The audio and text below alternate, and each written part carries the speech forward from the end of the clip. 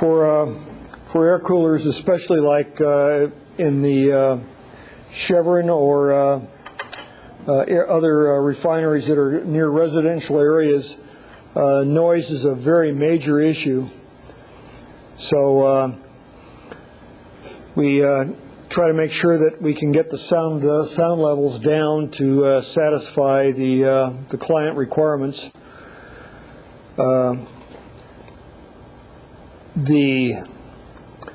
We'll continue on here.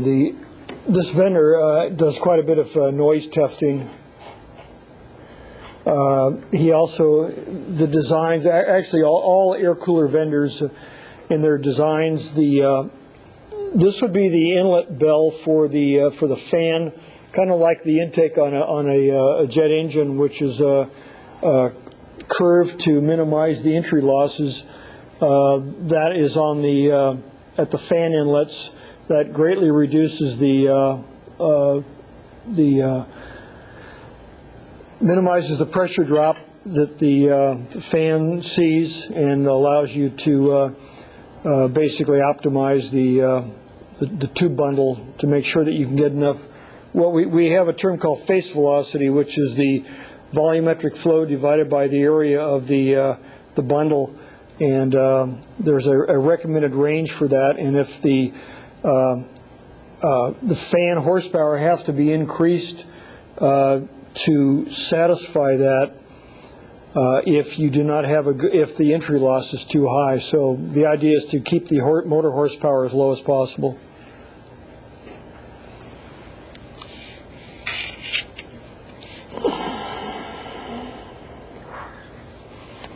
Again, this just shows some of the components. That's with 1, 2, 3, 4, 5. That's a 7-bladed fan. Typically, we will the higher the blade loading, the more the noise. If you put in multiple blades, as shown there, you reduce the potential for vibration, and also minimize the noise level because of the reduced blade loading. This is a typical facility. This is where Hudson Products fabricates their air coolers. It's in Beasley, Texas. This shows you a fabrication sequence as to how they put the units together. They basically fabricate plate for the headers. They weld up the boxes. This would be a bolted header. This would be a plug header here. Shows you another plug header here on this fabrication table.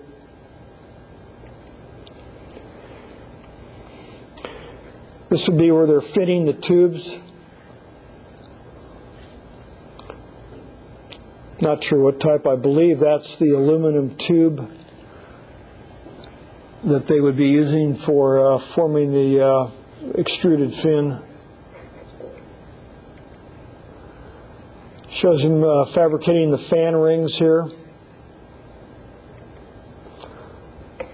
Grit blast shop for preparing the headers for painting. Showing them tubing out a bundle. They basically would take out a tube, insert it into one of the holes on one side of the header. And then also the header there will be 2 headers on this unit, one near side, one far side. The pass arrangement depends whether the nozzles are at all on one side or on opposite sides.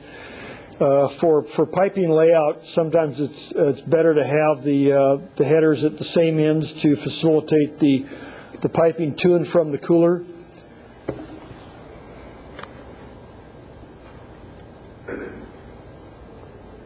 That shows more fabrication. Typically, this shows how you would ship out a non-north slope air cooler. This would be the top bundle. There'd be the fan ring, and the fan drive mechanism in this lower section. This would be set on top of columns for a grate or pipe rack mounted air cooler. This shows a test facility for measuring noise. One of our engineers went to the Beasley site to witness testing of an air cooler for the North Slope. This is an example of a LNG facility. You can see the multiple induced draft coolers here. Again, this is done to minimize hot air recirculation.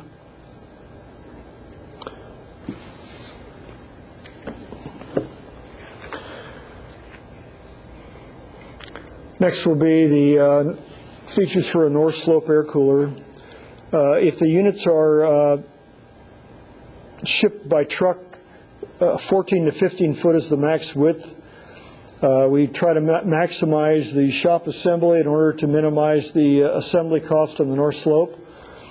The unit will be fabricated from low temp structural steel, have Arctic rated motors, and there's a special winterized design when the process gas that we're handling contains water.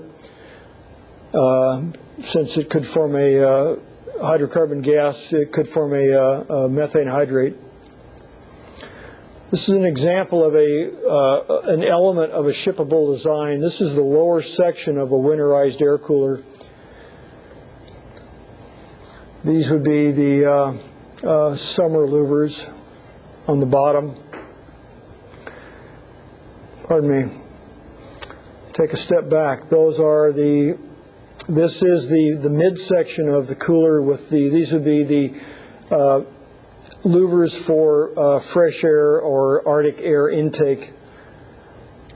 This shows that unit being set on top of a lower structure which would have lower louvers on the bottom for additional air intake during summer conditions when the air was warm. We'll look at a better design here which gives you a better cutaway of what's going on in these units. This shows the top of the bundle of the tubes. Shows you a header fabricated, a nozzle fabricated to a header. This actually is a split header. You can see the gap between the upper header section and the lower header section. Again, that's done to account for thermal expansion. This is what we send to the vendor to try to clarify how we want him to design it for an Arctic air cooler. This would be considered a fan cell, which is a separate unit. Each fan is independent of the other. We have in a section of this turnaround air plenum, we have some louvers which we'll see in the next slide, which will probably clarify a little bit better what's going on. Let's jump to there. You saw that top section shipped out where you had the louvers for Arctic air intake. You saw the lower section that had the summer louvers. And this basically would define a fan cell within this boundary. What we're doing is we're taking air from the outside, bringing it through into the tube bundle where it's being heated by cooling the process stream. That cooling process basically heats the air going through the bundle, and we recirculate that air. We circulate it in a manner so that we adjust these louvers so that the amount of hot air coming around mixing with the cold air coming in will give us a temperature in the under the fan at a specific set point, nominally 60 degrees or lower, and that set point is a function of where the gas can hydrate. Normally we have a 20-degree margin between the hydrate point and the operating tube metal temperature. So again, this would be the lower section that you saw, the upper section, and the fan stacks up here which ship out as a third section. Prior to this design,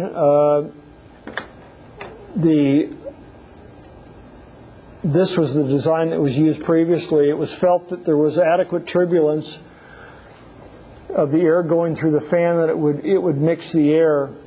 Actually, what happened is the hot air came around, it short-circuited this turnaround plenum here and came into the bundle. So one part of the bundle would be hot, and the cold air would lie along the bottom and then come into the bundle at another point here. So you would have cold spots on the tube bundle. And what that did in wet gas applications, well, actually my slide is out of order. Let's go back here. Let's clarify it one more time. We're blowing the air through the fan, heating it up here, bringing it around, and bringing in cold air here, running it into the, and we continually recirculate that. You can see the top discharge louvers. These close down as, probably in a better view here, these close down as these louvers open up. So conceivably these could be completely closed. These would be completely open, so you'd be taking air through the unit here. We'd be opening these just enough to temper the air so that the net fan temperature in the plenum under here was at 60 degrees or whatever our set point was. So what happens if that is not done correctly? You can form a hydrate plug. There's an attachment in your handout which talks about the methane hydrate. It's very stable, and it's a very mechanically very it's a very hard plug. You can see the sample here. They have a combination of pure water or pure ice and a methane hydrate back here, and they pushed on it, and you can see that the ice was able to be deformed much more easily than the hydrate was. And what happens when that hydrate's inside a tube, it has the potential to rupture the tube. These are actual tubes from a North Slope air cooler that did have a hydrate plug, and obviously a gas leak. This is an example of a very high pressure cooler that we fabricated. It's not winterized.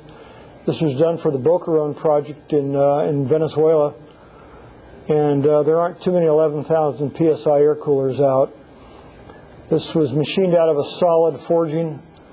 This was the amount of weld metal that they had to deposit to make this a closed pressure boundary. Shows them the welding. This is well path number 46, closing that well gap. They welded these tube extensions onto the headers. These were drilled out after they were welded on, and these are the tubes which were then welded onto these little pipe extensions. You can see this is an automatic tube to pipe extension welding machine, which gave you a very high quality weld, which could be x-rayed.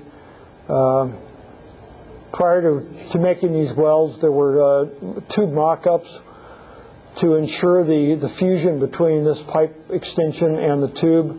They were cross-sectioned and micro-etched, and it was a very high quality weld.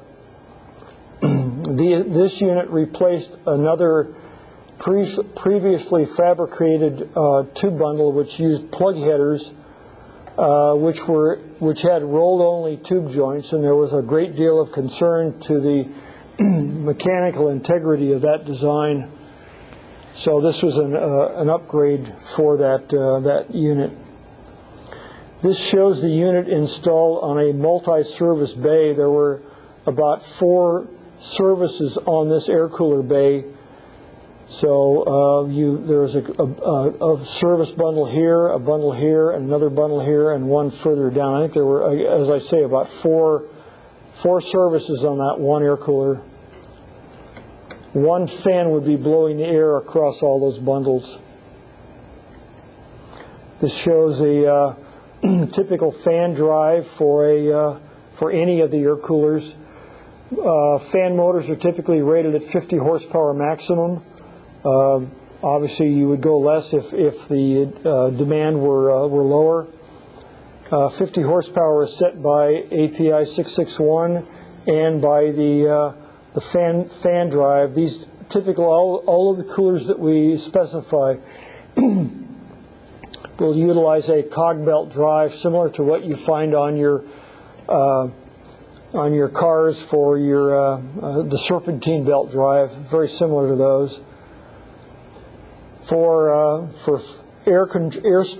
For control of air volume and or process control, we have a couple of options for controlling the motors. Generally, if you have a large number of bays that are starting, you might select a soft start motor option so that you don't have a very high inrush current. You can get soft start drives in either single speed motors or 2-speed motors. If you utilize VFD drive, that inherently is a soft start because you would start at a lower RPM and then gradually bring up the motor speed. So VFD drive is a typical method of process control. Also, 2-speed motors, if you have your process control would basically be motor off, half speed or full speed, and sometimes that's selected for processes that don't have that are not sensitive to a swing on process conditions.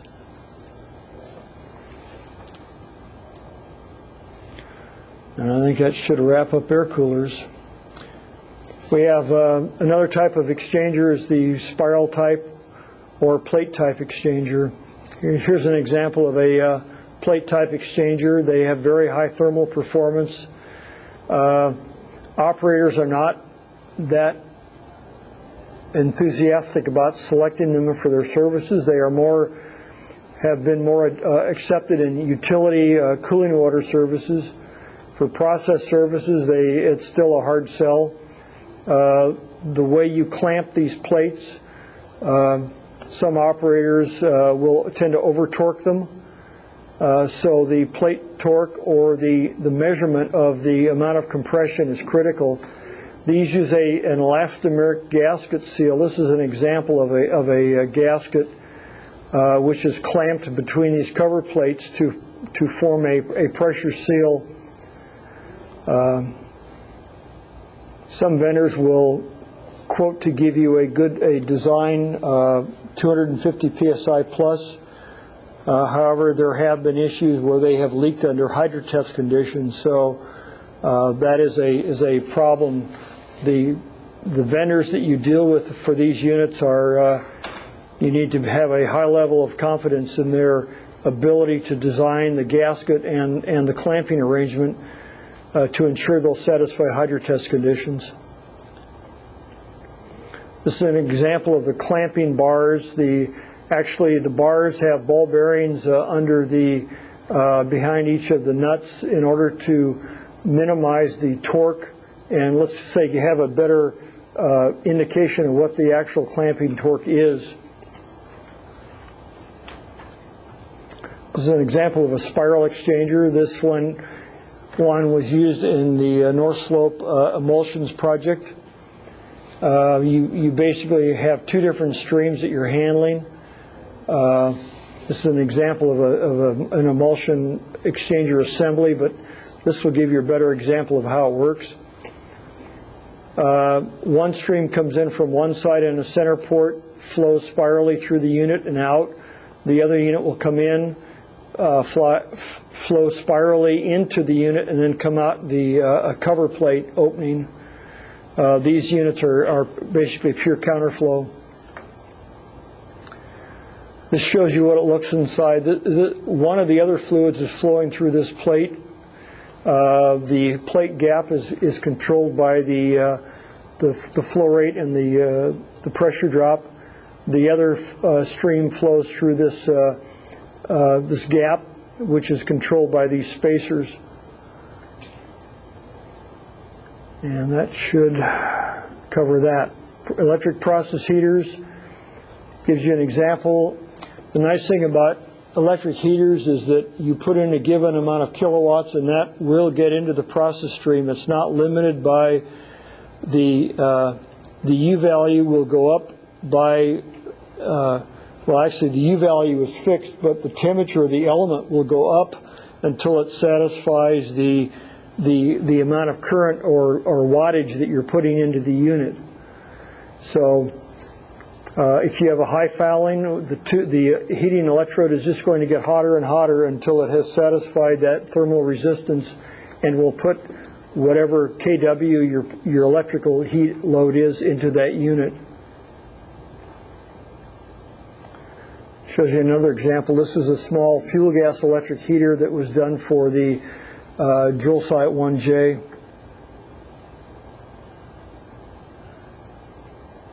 This is an example of a NEMA 7 explosion-proof control panel for an electric heater.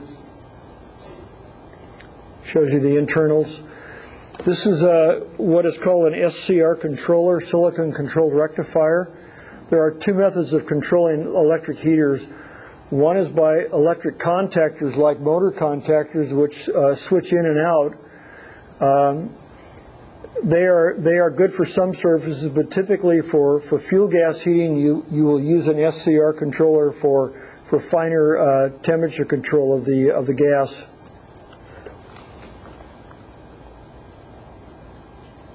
Here's a large electric heater bundle.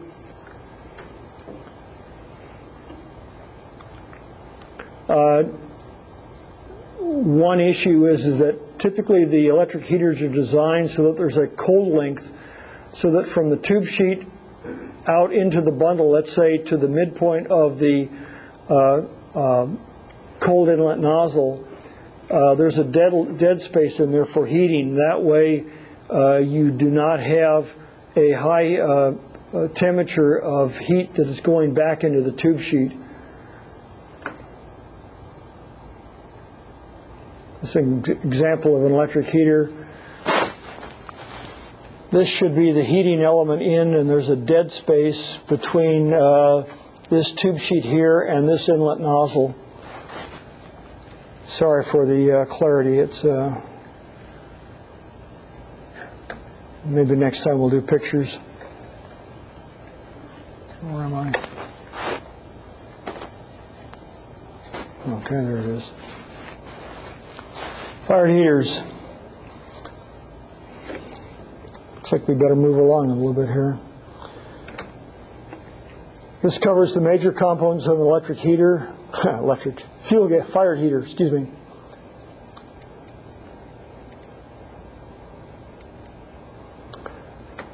These are the elements or the categories that we'll be covering. What's an electric heater? It's a fired heater, where we have heat liberated from a combustion process that radiates to a tube or wall containing a process fluid. Typically, the tubular heating elements are installed along the walls and roof of the combustion chamber, where the primary heat transfer is by radiation. If it's desired, either for emissions, thermal emissions into the atmosphere, or just for process reasons, you want to have higher heat recovery, you would put in a convection section just below the stack.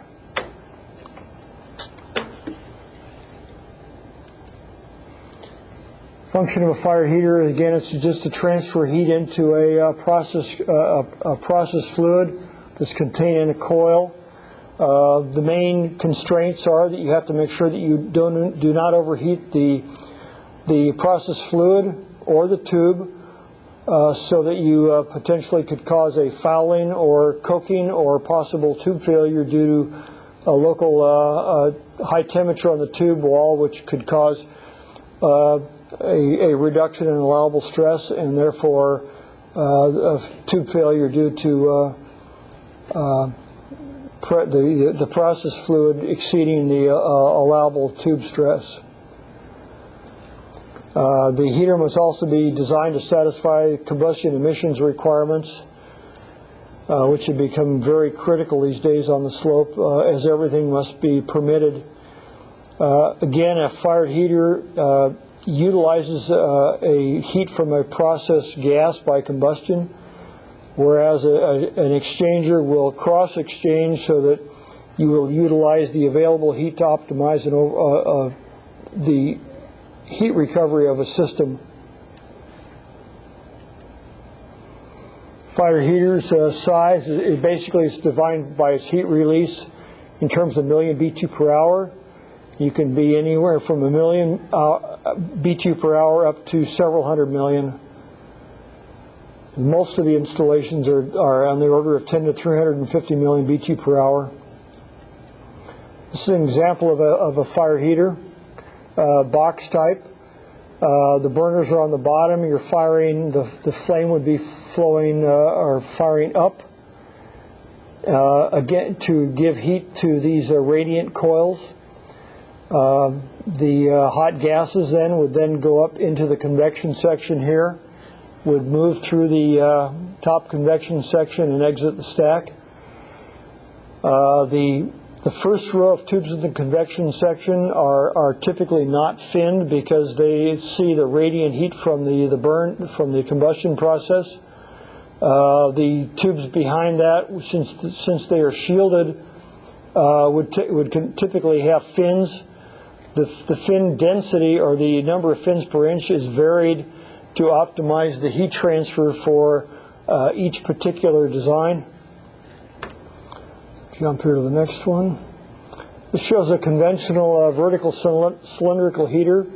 This is typically what was used on the North Slope for the DS1J project. And again, the convection section is above at the top half, just below the stack. The major components, radiant section, again, that is mainly sees just the heat by radiation. There is some convection in there as the hot gases rise, but again, it's primarily by radiation. Tubes can be arranged horizontally or vertically. And again, all the tubes in this section are bare tubes. Convection section, as we said before, it's finned with the first tubes below or right above the radiant section are bare, and they are noted as being shock tubes.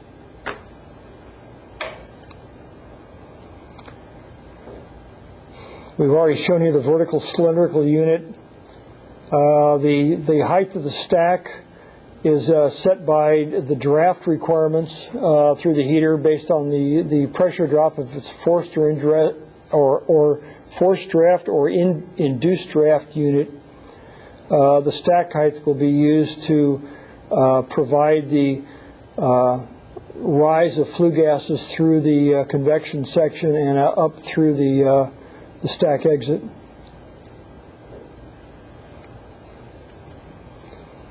Here's some examples of burners. We have a staged fuel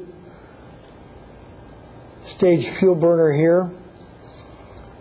This is done to mitigate or minimize emissions. We also have newer designs from burners where there's actually an internal flue gas recirculation of the combustion products, which greatly reduces the emissions. As I say, this is becoming a very critical issue on the North Slope as emission limits are further reduced because of the ability of burners to fire at high rates but with very low emissions. He shows you some types of fired heaters. I think because of the time we're going to jump through this a little bit quickly. Pardon me while I have a glass of drink of water here.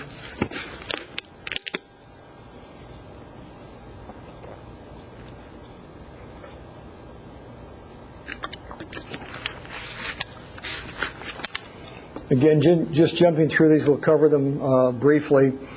An arbor coil, obviously that's the arbor. We have a vertical cylindrical where we have a helical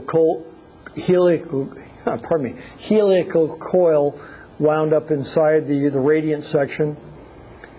With the cabin type heater, we have horizontal tubes. These would run down the length of that cabin and return. There could be multiple passes or a pass on each side, which would then be manifolded outside the heater. These would then be remanifolded to flow into the convection coil. Here's a box type heater.